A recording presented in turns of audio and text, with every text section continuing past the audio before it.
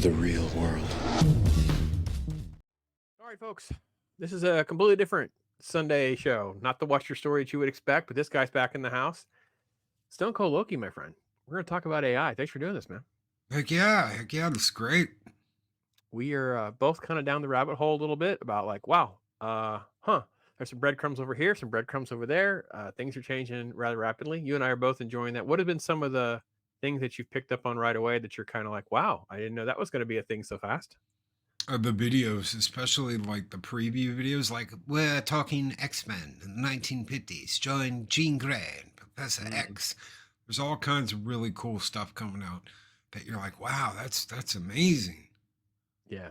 Yeah. People being able to level up multiple AI software, like so combining two or three pieces together is probably the best like step forward. So uh talk about a little bit which ones you use. So for me, I've been using refacing type technology and stuff for 2 years. Like so I've been swapping talk hard faces for before they were faces, they were just little heads popping on. So I've been doing that for probably a couple of years. So I'm familiar with some of that low level type stuff. And like you said, if we can combine two or three pieces, we make something that's actually pretty cool. What are some of the ones that you use? There's a AI generator that generates images. I can't think of what the name of it is right now. I know there's a writing tool called Claude. I use the 2.5 version, but there's other versions.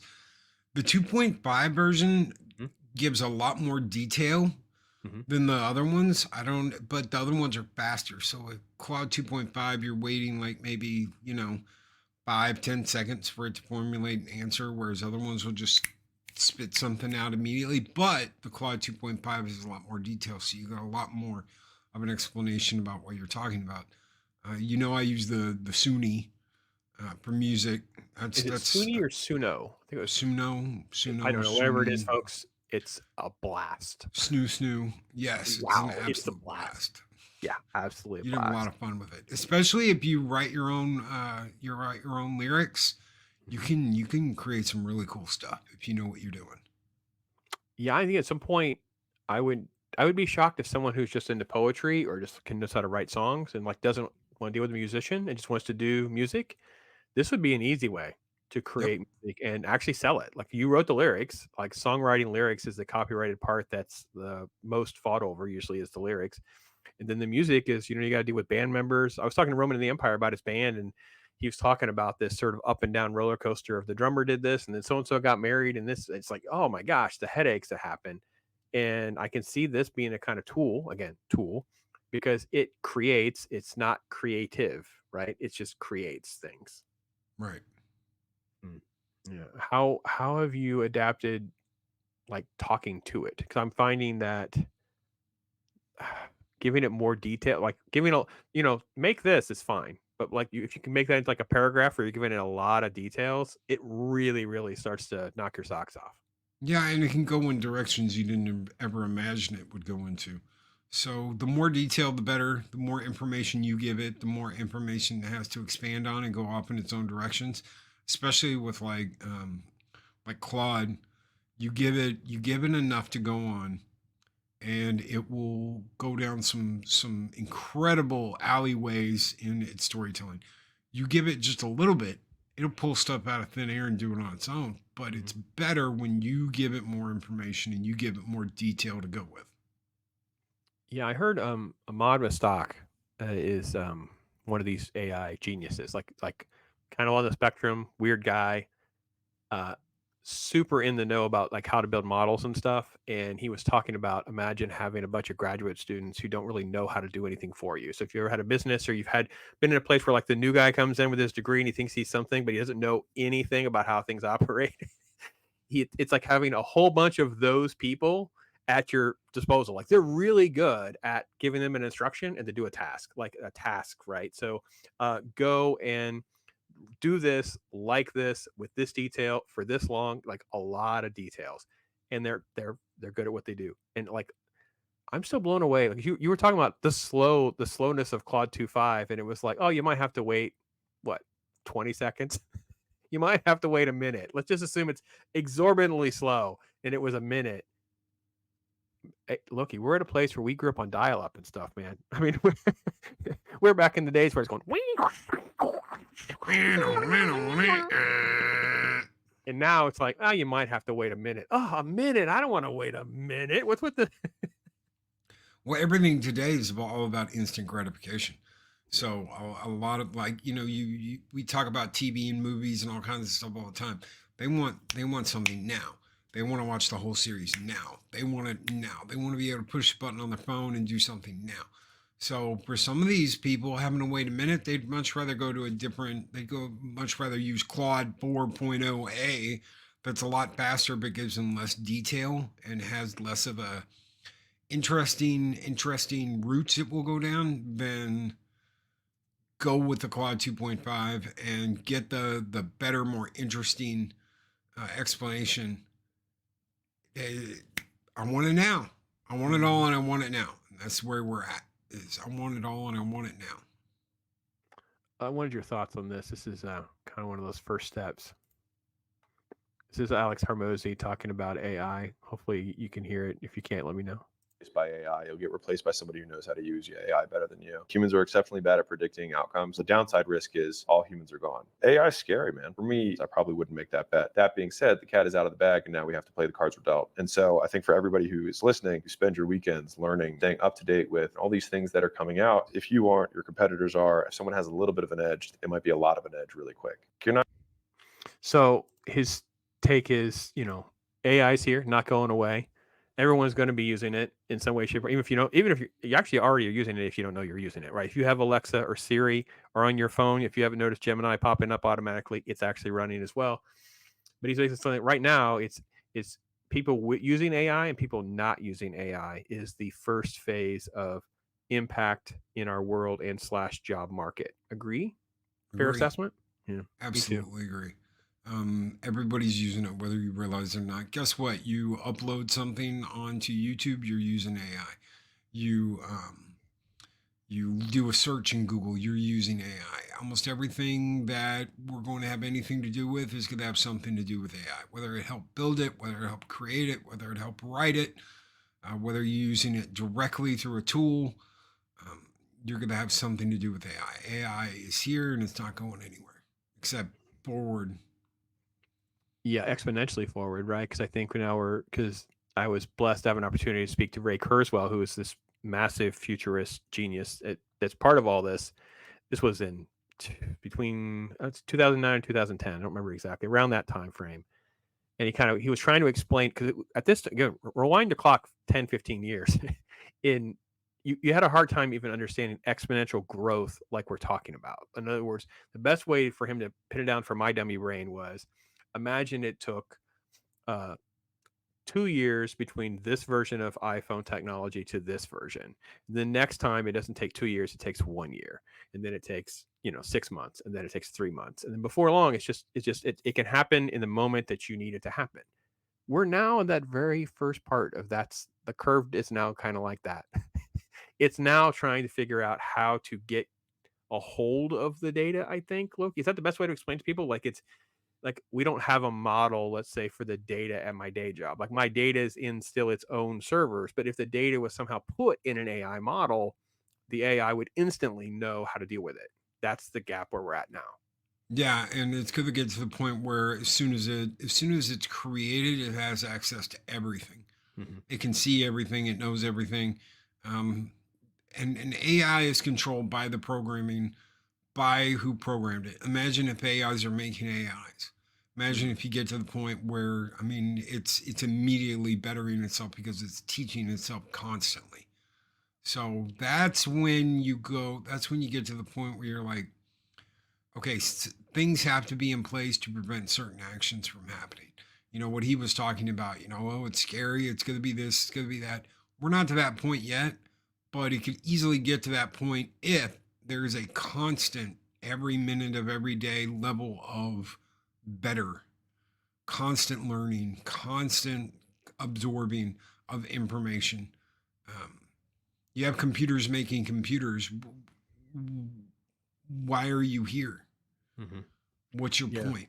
And if all inspiration is taken out of the world because AI is doing everything for you, it's making everything for you, it's designing everything for you. I think that overall is a detriment to the human race. But what do I know? I'm probably one of those people that they're going to be like, you are just afraid of progress, Loki. I think that's the dystopian path though, because you're not making it Skynet robots that want to kill us. You're making it we lose our purpose, we lose our focus, we don't have a drive, and you become. I always use Wally as my example, right? They're just a bunch of fat blobs floating around in the little tubes. The food's being delivered. There's something on a TV. Their idea of recreation is they just in their little pods next to each other. The guy can't even walk when he gets out of his pod.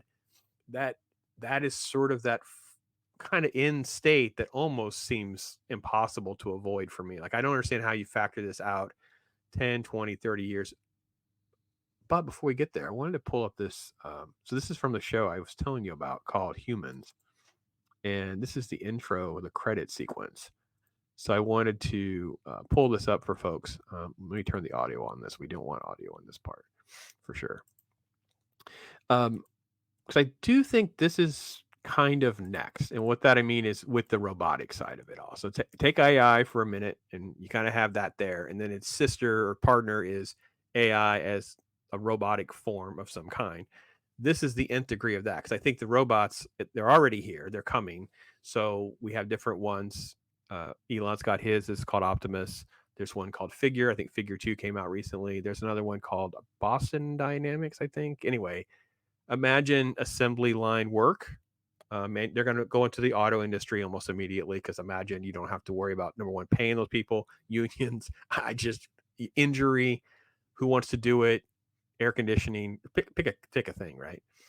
So take that line of thought and then go down to this show because this is a show called Humans, and these the development that it has and what it's capable of doing is kind of insane because we've seen this kind of stuff from China, right? We see stuff where they do these things where you can talk to it talks back, and I've seen this at like different trade shows and stuff. We're already there for like a trade show. I don't know when that comes to us commercially or not. Well, we were back in the early 2000s. We were there because Sony literally had a woman robot as their receptionist that you couldn't tell the difference. Now, eventually, if you sat there and talked to her for so long, you'd get it. There were tells, but just walking by, looking around, you can tell that this person was an artificial person. You'd have to actually go up and try and have a conversation with her, and then there were tells like the way she would blink and how she would respond. But they've already got that. They've had that. If they've had that for 20 years now, imagine what they can do now with AI the way it is. So, the show starts with just this development of the AI's human consciousness, the rise of robots. He's done it. He's figured it out. Elster unveils a synthetic man. Then it kind of goes through the news breaking of how that's going to play out. They're going to roll out these models, what they're going to look like, how they're humans. I think there was a shot. Maybe they have different credits for different episodes because it was very primitive robots in the beginning. Then they have like dog walkers and things like that. And that's kind of what I was thinking is going to be next is, because they already have they already have like, yeah, right. So they already have like robots delivering some stuff in some areas. It's not really universal yet, but it's coming, I think, exponentially faster. I think the self-driving mechanisms will come more into play. I've always said I don't think they rolled it out right because I think the problem is there's no way to create a self-driving area, right? That's the problem, right? Because the humans are the problem, right? We pull out in front, we run into this thing. It doesn't know how to navigate around all of our imperfections. What is the robotic / auto driving mechanisms you think are coming within the next 6 months to a year? I think it'll be freeways. Freeways, some of the most dangerous, especially like California and Texas. But you just they've already got a way to keep everything on the road. You just put these little magnetic spikes in the concrete, and they can follow the magnetic spikes. So you've got GPS, you hook it up. The problem is any disconnect or any issues anywhere, any way you can't trust it, and you go to manual, then you've got to contend with everyone else that's supposed to be on auto. So how do you keep that from happening? How do you deal with that? How do you deal with someone going, you know what, I'm going to manually drive, and I'm going to drive like a maniac around all these people that are auto driving on the road? So everything's got to be able to talk to everything else before we can get there. And that sets up another problem, because if everything can talk to everything else out there, if all your phones can talk to each other, if all your cars can talk to each other, if all your motorcycles can talk, if everything you've got, all your computers are all talking to each other constantly, and everything's talking to each other, that means all it takes is one thing jamming up the works to jam up everything else. So you've got an entirely another new problem with how do we keep that safe and secure without it messing up everything else. Again, I think the one thing I heard, and I don't know. Again, we're getting into sci-fi stuff a little bit, folks. We don't really know exactly how this will manufacture itself, but like again, Ahmad Mustak and some others, Eric Sullivan, I think, with the formal Google guy, they feel more comfortable that so many different people and so many different models of all of this will exist within the framework too of similar to the way they have firewalls and whatever. The AIs will protect themselves, like that model would protect itself. Like they're being built in a way to say, no, Loki, you can't hack into Claude 4, and if you do, and you're in Claude 4, you can't impact Grok. You can't impact, you know what I mean? They have their own little. I don't know how that works with them communicating with each other, other than you allow for different safety nets to allow for communication. I don't know. Because it's going to be this is that gray area that they're at least talking about. And I'm sure they're further along. They're letting us know, of course, right? I mean, we know that's going to be the case. We know we're probably years behind where they really are. Where they really are. Yeah. Because we had some fun, and I thought we'd share a little bit with folks, because I thought I would just pull up and find out how to share this, but not share everything. So I'm not sure how to do this. So we might have to put up an overlay. Let me do that first. Let's put up an overlay first, because I don't know what it'll share, folks. Hang on one second. I haven't shared ChatGPT before. So let's use a Talk Hard overlay and find out what will it actually share if we share it, because I don't know what it'll share. I don't think it will show the sidebar, but we'll make sure. So it shows a little bit, doesn't it? Yeah. All right. We played around a little bit over here, so thought we'd do that again. And it was just trying to figure out like how and what will it actually do. We asked, so let's just do something very simple, like who is Pops on YouTube, and it just starts telling us stuff. And it says, I'll read. It says Pops on YouTube often refers to a specific personality or content creator known by that name, but without more details, hard to pinpoint the exact individual referring to. In other words, there's multiple Pops. Forgot what I put before. So, Talk Hard, Pops on Talk Hard. Yeah, Pops. Yeah, we include. I know we give it more information, but see, Pops on YouTube, who hosts Talk Hard. It thinks of it as a podcast and does regular reviews and shows. Let's see what else has it. There he goes. Pops is a YouTuber known for hosting Talk Hard. He focuses on various topics, wide range of movies, TV, comic books, other forms of entertainment. His style is awfully deep dives into subjects he covers. If you're looking for more severe information, pursue episode. Okay. What are examples of Talk Hard shows? Talk Hard's podcast. Let's see. Examples are showing us dive deeps, TV discussions. Not giving us specifics like it normally did. How did we got it? Did I give it more information before? It's possible. Let me see. Because I know when I pulled up the one, it listed like Shin Ultraman. It knew exactly. It was completely insane. It knew exactly specific shows. It gave us links. Let's see. That's the one I just did. Here we go.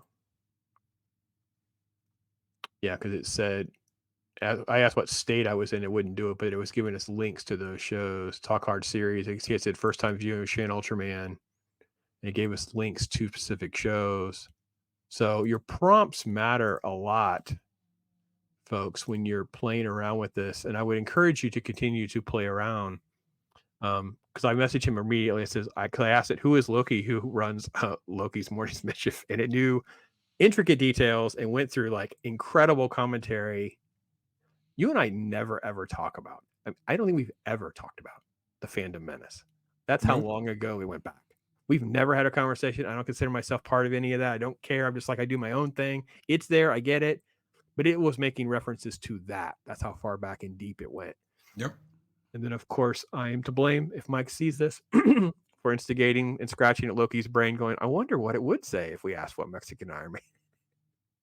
And when it responded with the things it responded with, I was like, holy smokes, it knows. Mm-hmm. And it does. It does. It knows a lot more than you would think it does. So to see that and get a kick out of that made my day. Because it knew the jokes, it knew the references within the jokes, it knew the context that it was a joke and not for real. It knew, and then it took that stuff and then it like you guys did a show.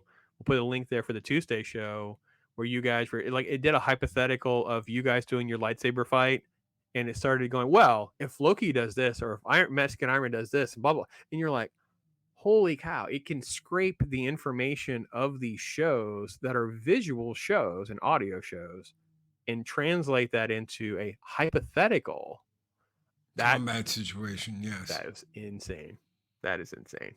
Yeah. So with Mike, it was like he will use his humor and, his nature to try and trick Loki and jump out of a window and appear behind him and try and, there was all kinds of in jokes that were all part of that. Loki will get so angry, he'll use his Sith rage to try and win. And it was,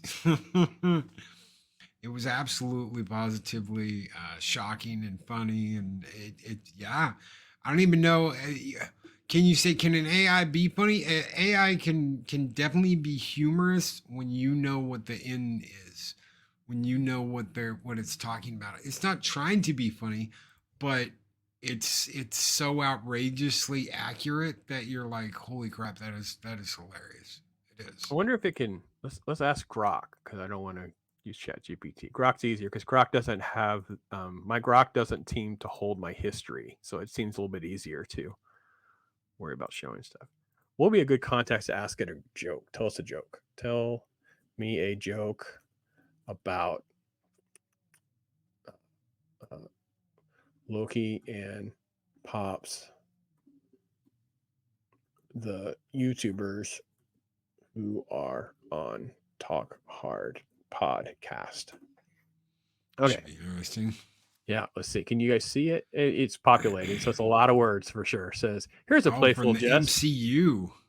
Wait a minute. Here's a playful jest in the mischievous spirit of Loki from the MCU, tailored to fit the podcast. Says, why did Loki start a podcast with Pops? Because after ruling Asgard, conquering Earth, and messing with the TVA, he realized the only realm left to dominate was the podcast charts. Plus, he heard Pops had the best Midgardian coffee, and Loki thought, why not blend some chaos with caffeine? This jest plays on Loki's notorious. That's kind of funny. That's not bad. It thinks of you more as Loki, the MCU character, not Loki, Stone Cold Loki. Try that with Stone_Loki. Right. Let's see. Repeat with Stone _Loki. See what it says. Playful jest. Talk hard, the vibe. Why did Loki start a podcast? He was causing chaos. Okay, so why did Loki decide to start podcasting with Stone Cold? Oh, why did Loki start? Oh, it replaced Pops with Stone Cold Loki. Okay, hold on. This is hard. Let's do it again. Okay. Repeat with Pops and Stone Cold. See, Stone. I don't know if it'll know me as Stone Cold Loki.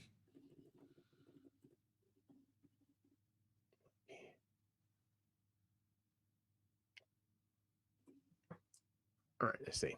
Why did Pop start podcasting with Stone Cold Loki? Because after exploring the mysteries of the universe, he realized the only mystery left is why Stone Cold Loki drinks his coffee black. He figured if someone had to handle the chaos of live podcasting, it would be someone who's been through the time vortexes.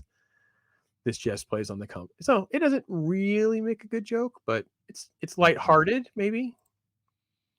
Again, I think we're back to that metaphor that the other guy gave us, right? Like it's like the inexperienced person that doesn't have any maturity yet, doesn't have any guidance. It's like it's given facts and information, but not nuance. it can create something but not be creative. I think that's kind of where we're at. Yeah. How open do you think, I'm a little bit older than you, but let's say even your generation forward, are going to be with getting the robot that comes to do laundry, walk the dog, just menial task type stuff? What do you mean? I think that if you took, like, if we extrapolate what's happening with, let's say, Optimus with Tesla or Figure 2, a more affordable version of that, maybe less humanoid or less multifunctional, but more like a household droid, that how willing do people want to receive something like that? I think I could sell my dad on something like that. He'd be freaked out by it. Like, I don't want that freaking robot in my house. Like, get the hell out of Yeah, here. Look at it. they'll be freaked out by it and they'll be worried about that. But then you've got a whole other generation that's gonna grow up with that. That's just gonna Andy the android does all our laundry and Is cleans it the house and cooks the meals, and is it us forward or us backwards? Where do you think the lines are? I think it's us. We're on the other end of it. We're going to be the ones that is kind of creepy. Kind of That weird, don't right? exactly trust it. That are always keeping our eye on it. That's like, it'll be that next generation that's like, oh, this is just that's Andy the android that always does this and that in the house. They won't care, and they'll just use it. Well, I don't have to clean my room because I can tell Andy to do it for me. And Okay, that makes they sense. will be more willing to use it and trust it and not worry about what it's doing and just ignore it while it does its thing, and that it makes their life easier. I'm okay with that. I think I would be okay with the robot in that exact scenario if I can turn it off when I don't need it. Kind of like my Yeah. Roomba, right? I have to use the Roomba, and I turn him on, and he vacuums the floor. Okay. I don't want Roomba just following me around the house. I don't want Roomba like hanging out at the dining room table. It's what is its function, right? So if it doesn't have a function and I can control its function, I would not be comfortable with um, Robbie the robot being on at 2 a.m. just wandering around the house or the yard or doing whatever. That's not freaking cool, man. I'd be like, no, no, no, no, shut him off. Like, so yeah, you're right. Younger generation would probably be more willing to have it as more like a faux family member, if you will, or a faux, like, whereas I think we're more like, the boundaries have to be better defined for us. I don't know, maybe, yeah. Well, just you set it up to charge at night. Okay, listen, we are going to bed. Go and charge, and are just go and hook him up. This is when you charge. You do not move when and as long as those parameters are followed, great. If they are not followed, if I wake up in the middle of the night and some damn thing's walking around the house when I get up to get a drink, something's getting blasted. And when they go, why did you blast your Andy the android? Because I woke up and had to get a drink and that sucker was wandering around the house. Mm-hmm. And that was the end of that. So I would think that would happen. So in the show, deals with these they call them synths, right? Synthetic humanoids. They've already been integrated into society. They look very human, and they've already taken a lot of people's jobs. The world's been changed. There's people who are like very pro-human with this own little cultish type group. Think of it as almost like a quasi-extremist groups. And then there's sort of like the concept of how smart do they actually get. And I still think we're years away from that part, but the idea of having some sort of assistant robot doesn't seem too far off from the future. Maybe not. I guess I shouldn't say anything because I don't really know the curve. I don't know the affordability, but I kept thinking about like Mrs. Pops and I on the farm, Loki. And it's like, imagine if we had another robot who didn't have to carry the crap, had a robot who didn't have to hold the wood above their head like this to screw something in and then not have to pay for it the next day when his shoulders are burning on fire because it was like, that. So the robot does that. Like, oh, okay. But can I turn him off at night? Because I'm like with you, he's standing over my bed. I'm probably going to shoot him. Like, it's just, well, so much for that 20 grand. I shot the robot in the middle of the night. it's going to be a lot more than 20 grand. I think this is going to be a status symbol. This will definitely be a status symbol. This will be, I'm so rich, I can have a robot. Eventually, prices might come down to the point you're talking about. But I think you're talking, 250,000, 350,000, maybe 500,000, depending on what model you get. Okay. I think these are going to be absolutely positively through the roof. It's going to be I'm rich and I have an Android servant or a butler or whatever, and eventually they will become more widely available. but I don't think it's going to start out that way. I very Oh, much well, yeah, I believe agree. You that. start out that way for sure, but I don't think it's Yeah. going to be very long because I think it's very scalable, right? Because it's so again, we already have stuff like this, right? We already have a Roomba, right? So what if you were to take the Roomba and you scale the Roomba? Now the Roomba that does the mopping too, I think I saw that one right. It's like exponent more, but you add the technology. The technology is so rapid now. It's like, okay, well, we use a different type of box that you buy, and it does this many more house things. And we already have the one that mows the lawn. Like, how long until it doesn't have a built-in mulcher or something else, and you can verbally talk to it more and things of that nature. So, um, wow, yeah, okay, okay. What do you think about it for Hollywood? Because they've been wrong about everything, right? They thought that this would be UBI and physical labor and the robots and that type of stuff would be all first, but instead we're seeing risk is more like white collar task driven jobs and the creatives, right? Because you can anybody could create a song. Which go over to Suno and like you wrote us cool lyrics. I got a gag and we made a show. Okay, I don't need to go pay someone now to write my gimmick song. And if I want another song, I just do it again. Like I don't. No offense to artists, I get it. It's not as creative. I have limitations. It's filling in my gaps. But what does this do for Hollywood and paid creatives on that kind of scale? Because they are less marketable now, if you will. They're already trying to make rules to prevent doing exactly what you're talking about. Imagine, okay, so the entertainment industry of the very, this is our club. You have to be one of us, and you have to have our okay to get in our club. Mm-hmm. So you have to be accepted into their club. It's something that almost nobody tells you. Is it's not just about, oh, I'm going to go out to Hollywood and be a star. Well, they have to want you to be one of them. So unless they want you to be one of them and they accept you to be one of them, you're not going to be one of them. Imagine the doors opening up for creatives of, well, you don't have to go out there and be one of them. You don't have to be accepted by them. You don't have to get their approval to do something. You can sit at home and make something and come out with it and be your own studio. Imagine being your own studio with your own release date, with your own ambition, your own story. Now, do I think things will be protected? Absolutely. Things will be protected. It's not like you're going to be able to just make your own X-Men movie. We talked about that once. Oh, you just go and make your own X-Men movie now. I don't think it's ever going to get there because it's not going to let you program it that way. It's not going to go, okay, well, I can do a movie about the X-Men. It's going to go, please remove the word X-Men, whatever. You might be able to make something like it, but it's not going to actually be it. They will prevent you. So IP owners are going to be cracking down, and they don't want you to they don't want to just let you into their exclusive club. They don't want to let you force their way in. We've seen that pops with comics, especially in this space, in the spaces we occupy on social media. We've seen it where it's like we don't want you in our comic book space. We're going to try and badmouth you and run you out and get rid of you and make sure no one ever buys your stuff or work with you, blah, blah, blah, blah, blah.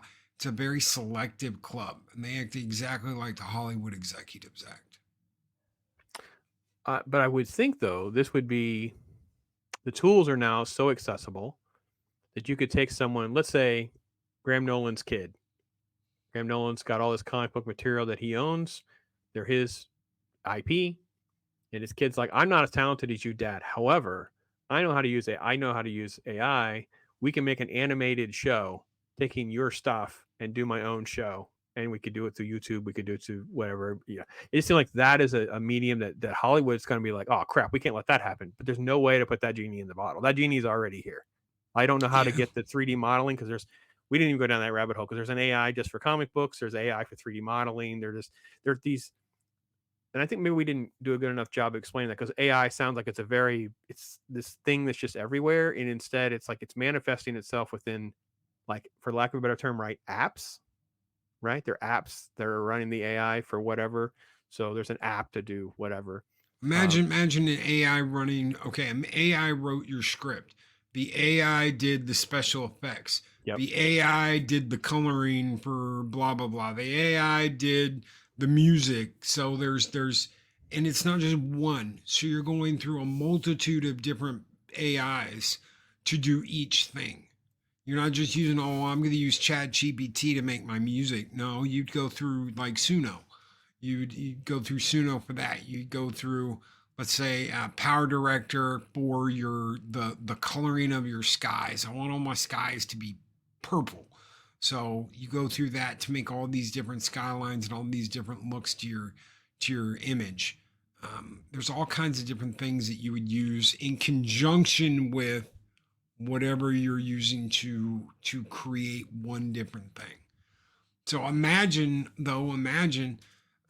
like someone like Graham Nolan's kid or something partnering with a certain AI. I'm going to partner with comic book AI to make this series that my dad created, and we're gonna expand off this series. So they partner up and make a deal with them to use their AI to make something. That makes sense. In the same sphere, and you just and dump the all the cost information. Yeah, becomes nothing. The cost to take that to action figure becomes next to nothing. All that design cost, all that. This is what we did, just to take your exact thought. So I took my brain went down the rabbit hole of what could we actually play with and not get in trouble with playing with. So I went to public domain stuff, Edgar Allan Poe, The Raven, song lyrics, Chat GPT. Okay, and I like this, change this, change this. Here's some song lyrics. Hey Loki, you have Suno. Put the song lyrics in Suno. See if you can make it sound like The Cure or something that would be on the Crow soundtrack. Okay, gave us 2. We like 1. Gave it back. I went and found AI people who did stuff from The Crow, found their AI, just pulled that in because just random AI stuff and melded together. Guys, this is what it gave us. This is completely crazy how good this is. I think the audio, turn the audio on. I don't like its name. I changed its name to Nevermore, but this is a. can't hear it. No sound. No sound. Yeah, it still blows my mind that I told my wife, and I've told people at work, so I'm trying to like get people to wake up to how much this is happening, so they're kind of ahead of it. I don't think people. There's some people who just have no idea what we're talking about. I work with people. They will think of this as just so science fiction-y. They have no idea what we're talking about. They just don't. I literally just, I got this guy I work with. I love this guy, this man. I work with him for years. And he's like us. He just happens to be in like architecture. So he has physical books on his desk. That's what he's reading this week. It's like he's physically, he's just a different version of us. He's just an architecture nerd. He's into certain kinds of art nerd. He's like, that's his shtick. He doesn't watch movies. He doesn't. So for him, AI is so irrelevant to his life as far as he's concerned. It's just not an idea. So, all right. So this is the project that we were talking about. We'll give you just a little bit of. Once upon a midnight tree, while I ponder, leaving weary, echoes of the distant past, shadows dancing on the floor, lost in thoughts of what could be, whispers calling out to me, just a knock upon the door, just a knock and nothing more. Oh, the darkness keeps on creeping, in the silence, shadows weeping, and the raven whispers softly, nevermore, nevermore, all the memories. It's pretty crazy that we were able to. I don't know how much you spent time on your end. My end was probably 30 minutes total, probably about 15 to 20 minutes on the song part. I mean, the lyric part, and then probably another 15, 20 minutes putting the pieces back together again. So I didn't do anything fancy, just rip stuff to throw them together. How long was Suno on the song side? About 10 minutes. Yeah, that's great. So in like 30, 40 minutes, you know how to write a song. You could do that and tell AI. I mean, again, I assume if you're more fluent at Midjourney and some of these other AI outlets, you probably can even do better. For a music video that would take you months and months to do all the work for and cut and produce back in the 90s and 2000s. So it's insane. It's crazy. Okay, so what final thoughts on where you think like it's really impacting people's lives between now and let's say the end of the year? Content creators at home, work? Where do you think we're at just in the next few months?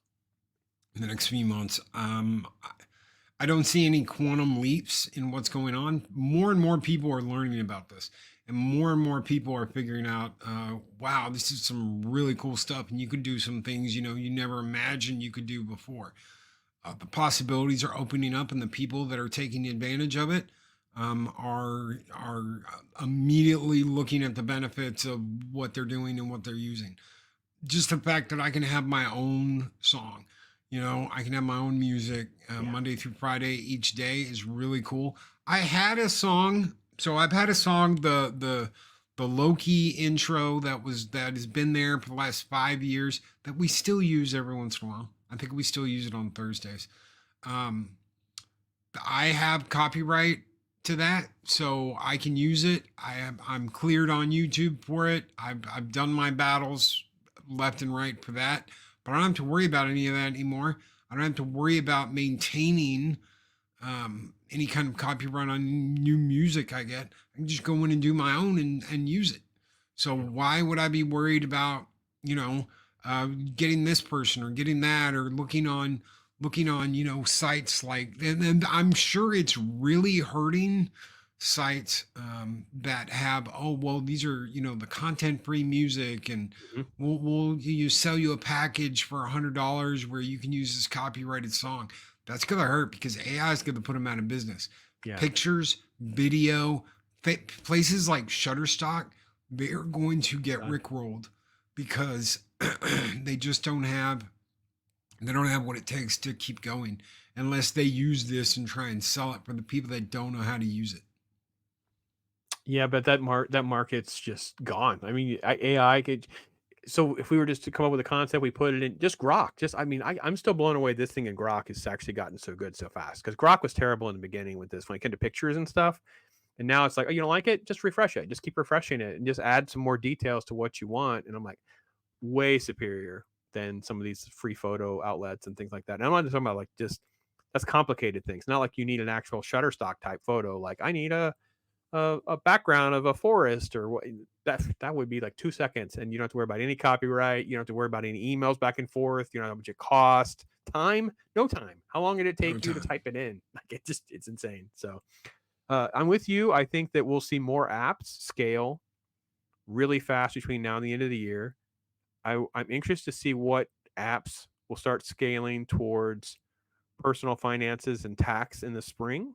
I think that'll be a big area that will hurt people, because you won't need to even use TurboTax or whatever. Just have an AI thing that you can it does it for you, because it'll know what state are you in, and it'll have some sort of verification process, and the state can have its own tax codes uploaded.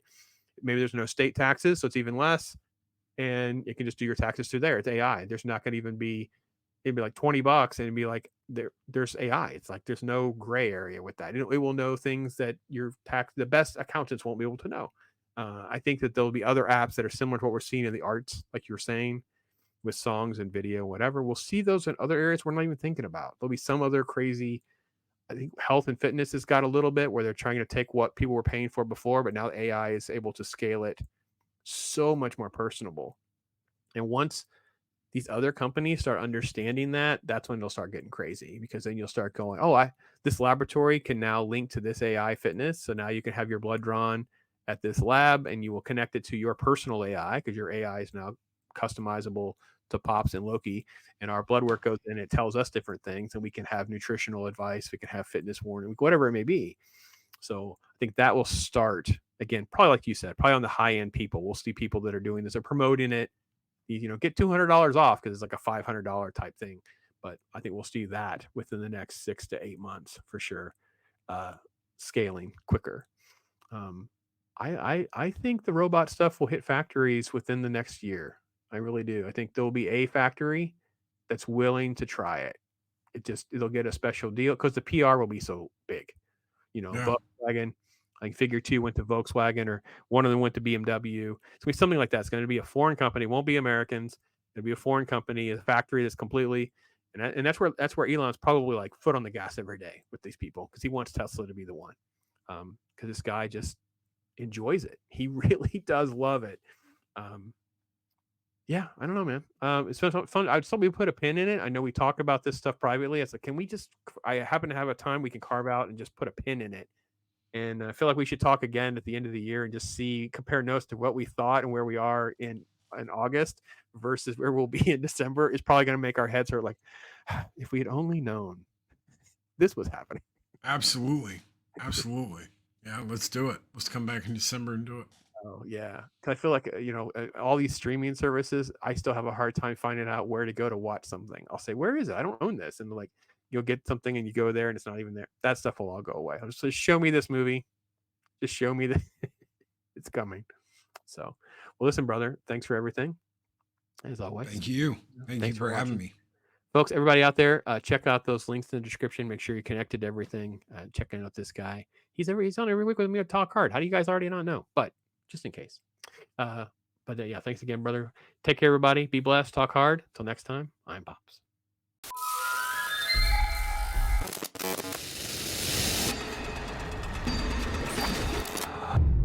Welcome to the real world.